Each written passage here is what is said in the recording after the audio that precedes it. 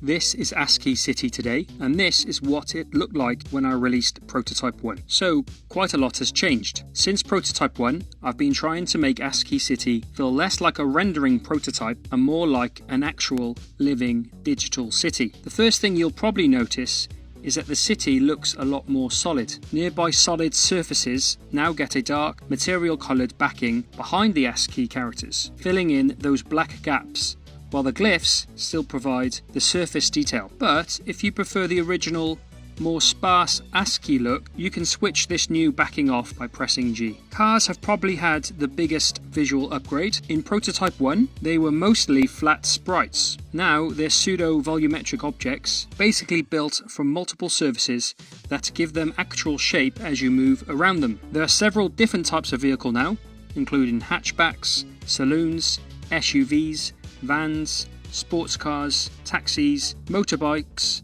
and now cyclists as well. I've also made the car windows selectively transparent, so if you get close enough, you can actually see people sitting inside. Prototype 1 did have cars driving around the city, but it didn't really have traffic, so I've completely reworked the road system. There are now longer stretches between junctions, cars drive properly on the right-hand side, and there are working traffic lights. Cars turn at junctions, they stop and queue at red lights, and the new cyclists behave a little differently from cars. They ride nearer the curb and filtering past slower traffic, but they do stop for traffic lights. There's also flying cars now, moving at different heights above the city. I've also been giving more of the city actual physical depth. Trees used to be essentially flat ASCII shapes. Nearby trees are now pseudo-volumetric as well, with several different shapes and foliage arranged in 3D space. Nearby street furniture has had similar improvements, including proper top surfaces when viewed from above. I've also lowered the benches slightly to make their proportions a bit more realistic, and the big statue in Central Park has had its own rendering upgrade with a dedicated pseudo-volumetric model that holds together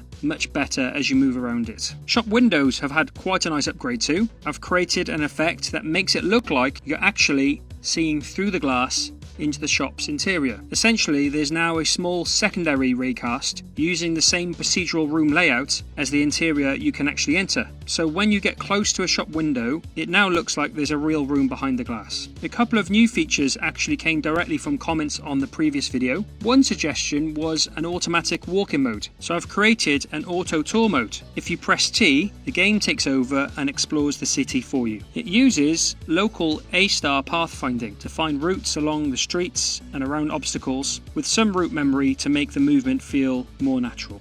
Another comment suggested a way of seeing the city without any people or traffic, almost like the city was empty or had been abandoned. So by pressing P, you'll find yourself in an empty city.